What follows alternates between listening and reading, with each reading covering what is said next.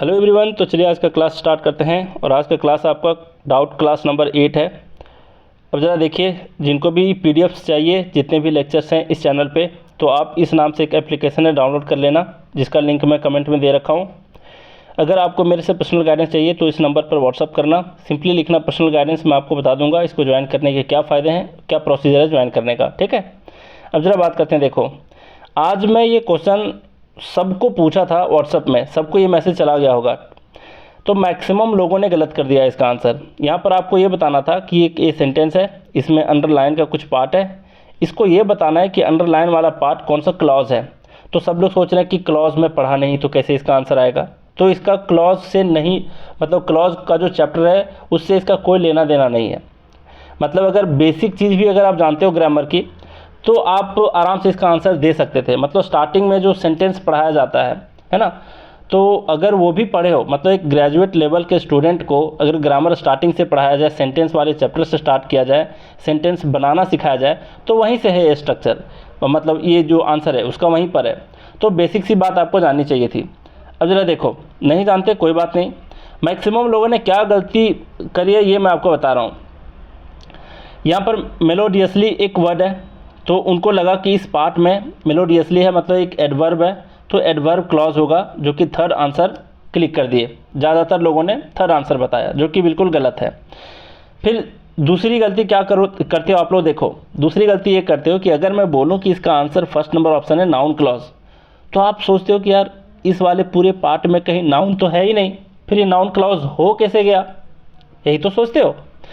तो आपके सोचने से, आपकी अपनी बुद्धि लगाने से, अपना लॉजिक क्रिएट करने से एग्ज़ाम में सिर्फ नुकसान होता है, उससे आपको फ़ायदा होता नहीं, नेगेटिव में मार्क्स आते हैं। आपको पूरा पूरा कॉन्सेप्ट सीखना होगा। और कॉन्सेप्ट से मुझे एक बात याद आई, एक स्टूडेंट है, वो मुझे एक दिन कॉल करता है और अपना डाउट क्लियर करता है। उसके बाद बोलता है, सर अंग्रेजी तो रट्टे मारने की चीज़ है, रट्टे मार के तो अच्छे मार्क्स लाए जा सकते हैं, इसमें कॉन्सेप्ट नाम का कोई चीज़ तो होता ही नहीं है। तो वो ये लॉजिक इसलिए दे रहा था क्योंकि वो अब तक रट्टे मार करके ही पढ़ रहा था अंग्रेजी को। तो मैं बता दूं कि ऐसे गधों से कभी निकलता नहीं है एग्ज़ाम, जो सोच लेता है कि अंग्रेजी सिर्फ रट्टे मारने की चीज़ है। अंग्रेजी में ठूस ठूस के कॉन्सेप्ट भरा है, ठीक है, रूल्स भरे हैं, कॉन्सेप्ट भरे हैं, कॉन्सेप्ट आपको सीखना पड़ेगा। कॉन्सेप्ट नहीं जानते, रट्टा मार के जाओगे अंग्रेजी को, तो आप इसको एडवर्ब क्लॉज ही कहोगे। अगर कोई नाउन क्लॉज कह देगा तो कहोगे इसमें नाउन है ही नहीं, तो फिर नाउन क्लॉज हो कैसे गया, है ना। जाहिर सी बात है, यही दिमाग में आता है मैक्सिमम लोगों का। तो देखो, बहुत लोगों का मैसेज आया था, तो मैं सबका मैसेज पढ़ नहीं पाया, तो मैं चाहता हूँ कि इस वीडियो को डायरेक्टली आपको फॉरवर्ड कर दूंगा, ताकि आप देख करके समझ जाना कि इसके क्या कॉन्सेप्ट हैं। अब ज़रा बात करते हैं कॉन्सेप्ट के ऊपर। देखो, तो मेरा कहने का ये मतलब था कि आप लोग कॉन्सेप्चुअली पढ़ो भाई, पूरे ग्रामर को। ग्रामर में कॉन्सेप्ट भर भर के पढ़े हैं, ठीक है। देखो, बेसिक सा कॉन्सेप्ट है, अगर आप क्लॉज चैप्टर को नहीं भी पढ़े हो तो भी इसका आंसर आपको जानना चाहिए था। कैसे, समझो। बचपन से पढ़ते आए हो आप लोग कि एक सेंटेंस का सिंपल स्ट्रक्चर क्या होता है, कि subject plus verb plus object, यही तो पढ़ते आए हो बचपन से। अच्छा देखो, अगर ऑब्जेक्ट यहाँ ना भी रहे, सिर्फ सब्जेक्ट प्लस वर्ब भी रहे, तो क्या वो सेंटेंस नहीं बनता? बिल्कुल बनता है, क्योंकि अगर ये वर्ब इनट्रांजिटिव वर्ब है, इनट्रांजिटिव वर्ब का मतलब ऐसा वर्ब जो अपने साथ ऑब्जेक्ट नहीं लाता है, तो उसको इनट्रांजिटिव वर्ब कहते हैं। तो ऐसा तो है नहीं कि इनट्रांजिटिव वर्ब के बिना सेंटेंस मतलब इनट्रांजिटिव के साथ कोई जो सेंटेंस है वो बनता नहीं, बिल्कुल बनता है ना। तो वर्ब के बाद जो ऑब्जेक्ट आता है, ये कौन सा वर्ब कहलाता है? ये कहलाता है आपका ट्रांजिटिव वर्ब। तो ये बेसिक सी बात थी। फिर से चलते हैं हम लोग कॉन्सेप्ट के ऊपर, ध्यान से समझना, मैं बार बार रिपीट करता हूँ कॉन्सेप्ट को, ताकि आप कभी दोबारा भूलो ना। तो अब सीधा चलते हैं जो कॉन्सेप्ट मुझे बताना है इस क्वेश्चन से रिलेटेड। बेसिक स्ट्रक्चर क्या बताया कि subject plus verb plus object होता है किसी भी सेंटेंस का। चलो जी, मान लिया। अब समझो, यहाँ पर मैं दो कॉन्सेप्ट बताता हूँ, आप अपने दिमाग में परमानेंटली इसको चिपका लेना, ऐसे क्वेश्चन पे जल्दी गलती नहीं करोगे, खास करके नाउन क्लॉज से रिलेटेड। इसका आंसर नाउन क्लॉज है, मैं बताता हूँ कैसे। देखो, यहाँ पर क्या है कि जो भी ऑब्जेक्ट है यहाँ पर, ये आ तो आपका नाउन हो सकता है, या आपका प्रोनाउन हो सकता है, या फिर आपका नाउन क्लॉज हो सकता है। इन तीनों को छोड़ करके कुछ भी नहीं हो सकता। मतलब अगर ये ऑब्जेक्ट आपका वन वर्ड में है तो वो नाउन हो सकता है या प्रोनाउन हो सकता है, मल्टीपल वर्ड्स में पूरा सेंटेंस ही है वहाँ पर, पूरा सेंटेंस का पार्ट ही है वहाँ पर, तो वो नाउन क्लॉज होगा और कोई तीसरा चीज़ नहीं होगा। ठीक है, ध्यान देना इस चीज़ को। अब समझो, ये मिट जाता है यार लिखते लिखते कभी कभी, subject plus verb plus object. तो फर्स्ट कॉन्सेप्ट ये बताया कि ये ऑब्जेक्ट या तो नाउन होगा, या प्रोनाउन होगा, या फिर नाउन क्लॉज होगा। ये तीनों को छोड़कर कोई अन्य चीज़ नहीं हो सकता। दूसरी बात आपको क्या ध्यान में रखनी है यहाँ पर, कि ये ऑब्जेक्ट जो है ये आपका दो चीज़ का आंसर होता है, दो चीज़ का रिप्लाई देता है। ये किस किस चीज़ का, व्हाट का रिप्लाई देता है और होम का रिप्लाई देता है ना। व्हाट का रिप्लाई देता है या फिर होम का रिप्लाई देता है। तो जब भी क्लॉज वाले क्वेश्चन पूछे, आपको डाउट हो रहा है कि नाउन क्लॉज है कि नहीं, तो वहाँ पर चेक करो कि जो भी पार्ट को आपसे पूछा जा रहा है, जैसे यहाँ पर इस वाले पार्ट को पूछा है, क्या ये व्हाट का आंसर है, क्या ये होम का आंसर है। मतलब इन व्हाट, एट होम, इस तरीके से नहीं बोल रहा हूँ, सिंपल पूछ रहा हूँ व्हाट का रिप्लाई या फिर होम का रिप्लाई। अगर ये दोनों का रिप्लाई है तो ये आपका नाउन क्लॉज होगा, अदरवाइज ये नहीं होगा। मतलब हो सकता है कहीं पर वेयर का आंसर हो सकता है वाई का आंसर हो सकता है हाउ का आंसर हो, तो वो नाउन क्लॉज नहीं होगा। जब वो पार्ट, जब ये वाला पार्ट व्हाट का रिप्लाई होगा या फिर होम का रिप्लाई होगा, तो समझ जाना कि वो वाला पार्ट आपका नाउन क्लॉज होगा।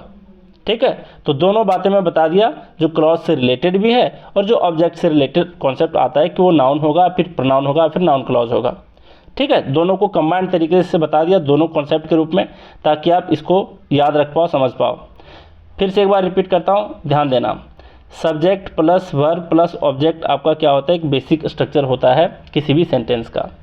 पहला कॉन्सेप्ट बताया कि ये ऑब्जेक्ट आपका एक वर्ड में आ तो नाउन होगा, आ प्रोनाउन होगा, आ फिर नाउन क्लॉज होगा। दूसरा कॉन्सेप्ट ये बताया कि ये व्हाट का रिप्लाई होता है या फिर होम का रिप्लाई होता है। क्लियर। अब चलते हैं क्वेश्चन पे, इसको पढ़ो इस वाले पार्ट को। I believe that she sings melodiously. अब देखो, आप बिलीव करते हो, क्या बिलीव करते हो, क्या ये क्या का आंसर है, व्हाट का आंसर दे रहा है, बिल्कुल व्हाट का आंसर दे रहा है। तो सिंपल सी बात है कि नाउन क्लॉज है ना। ये तो वेयर का आंसर नहीं दे रहा कि आप कहाँ बिलीव करते हो, ऐसा तो नहीं कह रहा ये, है ना। या फिर आप क्यों बिलीव करते हो, तो ये वाई का भी आंसर नहीं है। तो ये सिंपल सी बात है कि ये व्हाट का आंसर है, और व्हाट और होम का आंसर जो बता दे वो नाउन क्लॉज होता है। बात समझ में आ गई। तो मुझे उम्मीद है कि इस पूरे कॉन्सेप्ट को आप समझ पाए होंगे दोनों तरीके से। बहुत लोग कहे, आंसर भी दिए, जितने सारे पीजीटी वगैरह के स्टूडेंट हैं, सिंपली आंसर दे दिए कि सर ये व्हाट का रिप्लाई है इसलिए ये नाउन क्लॉज होगा। तो उनका कॉन्सेप्ट क्लियर है, इसलिए आंसर दे दिए। अब समझने वाली बात है कि ये सारे क्वेश्चन पूछे कहाँ जाते हैं, तो अक्सर पूछा जाता है टीजीटी में, पीजीटी में, है ना। टीचर बनने वाले जितने एग्ज़ाम्स होते हैं उसमें पूछा जाता है, कई बार सीटेट के एग्ज़ाम में पूछ लेगा इस टाइप के क्वेश्चन। तो मैं चाहता हूँ कि एडवर्ब क्लॉज जो होता है, एडजेक्टिव क्लॉज जो होता है, इसके ऊपर जितने भी डाउट्स आए हैं अभी तक, तो मेरे पास है वो कलेक्शन पुराने क्वेश्चंस का, कई सारे स्टूडेंट पूछे हैं, तो मैं उनके क्वेश्चन को मैं आपके लिए भी बना दूंगा, ताकि आपका ये भी क्लियर हो जाए कि एडजेक्टिव क्लॉज को फिर कैसे पहचानते हैं, एडवर्ब क्लॉज को कैसे पहचानते हैं। बहुत आसान है, ठीक है। एक स्टूडेंट नंबर मैं उनका भूल गया, क्या कितना नंबर है, प्रीति नागर हैं, वो पीजीटी की स्टूडेंट हैं, तो उनके क्वेश्चन को मैं आपसे करा दूंगा, मतलब आप लोगों के लिए करा दूंगा। और ये भी क्वेश्चन पीजीटी का ही क्वेश्चन है, ठीक है। तो टीचर के जितने सारे लोग हैं तैयारी कर रहे हैं, तो उनके लिए तो फ़ायदा ही है, और फ़ायदा आगे भी होगा। देखो, जो लोग नहीं भी पीजीटी की तैयारी करते हो, तो इसका मतलब ये नहीं कि आपको सीखने की चीज़ नहीं थी इसमें, है ना। अब ज़रा बात करते हैं, कोई और बात तो नहीं छूट गई मुझे बताने के लिए। चलिए, कोई चीज़ नहीं है, तो आप लोग इसी तरीके से पढ़ते रहो, डाउट पूछते रहो, मैं डाउट क्लियर करने के लिए हूँ आपके साथ हमेशा। चलिए, तो एक बार फिर से जाते जाते इसको रिपीट कर दूं कि ऐसा क्वेश्चन जब भी पूछे तो चेक करो कि ये किसका आंसर है, व्हाट का है, होम का है, वेयर का है, वाई का है, हाउ का है, किसका आंसर है। तो ये अगर चेक करते हो तो आपको पता चलता है कि आई बिलीव व्हाट, आप क्या बिलीव करते हो, तो आप ये बिलीव करते हो कि कोई ऐसा है जो बिल्कुल मधुर आवाज़ में गाने गाता है, या फिर गाती है ना। तो ये व्हाट का रिप्लाई है, सिंपल सी बात है कि ये व्हाट का रिप्लाई, इसलिए ये नाउन क्लॉज इसका आंसर हो गया। क्लियर। चलिए, और अगर देखोगे तो ये पूरा एक ऑब्जेक्ट की तरह आया है, तो नाउन क्लॉज ही होगा, दूसरे तरीके से भी सोच सकते थे इसको। तो चलिए, आप सीख लिए बहुत अच्छे तरीके से। अच्छा देखो, एक चीज़ और बात, ये जो मैं बताया ना कि सिंपली देख लोगे कि ये ऑब्जेक्ट के जगह में आया है तो ये नाउन क्लॉज हो गया, ऐसे भी मत चेक करना। इसका परफेक्ट तरीका है व्हाट और whom के रिप्लाई से चेक करने का, क्योंकि हो सकता है ये आपको कभी कभी वेयर का रिप्लाई दे दे और वो वाला जो पार्ट होता है वो ऑब्जेक्ट होता ही नहीं है, वो क्या होता है, वो वर्ब का कॉम्प्लीमेंट होता है। तो कैसे पहचानते हैं ऑब्जेक्ट को और कॉम्प्लीमेंट को, वर्ब कॉम्प्लीमेंट को, ये अगर आपको जानना है, अगर आप नहीं जानते कि ऑब्जेक्ट और वर्ब कॉम्प्लीमेंट के बीच क्या फ़र्क है, आप मुझे कमेंट करके बताओगे। अगर आपकी रिक्वेस्ट आती है वहाँ पर तो मैं कोशिश करूँगा कि ऑब्जेक्ट और वर्ब कॉम्प्लीमेंट में क्या फ़र्क है, कैसे पहचानते हैं, तो उसका भी मैं आपको उसके ऊपर भी एक वीडियो बना दूंगा ताकि आपके सारे कॉन्सेप्ट क्लियर रहें, है ना। तो अभी मैं इस वीडियो में मान करके चल रहा हूँ कि आप लोग जानते हो कि ऑब्जेक्ट और वर्ब कॉम्प्लीमेंट में कैसे फ़र्क किया जाता है। क्लियर।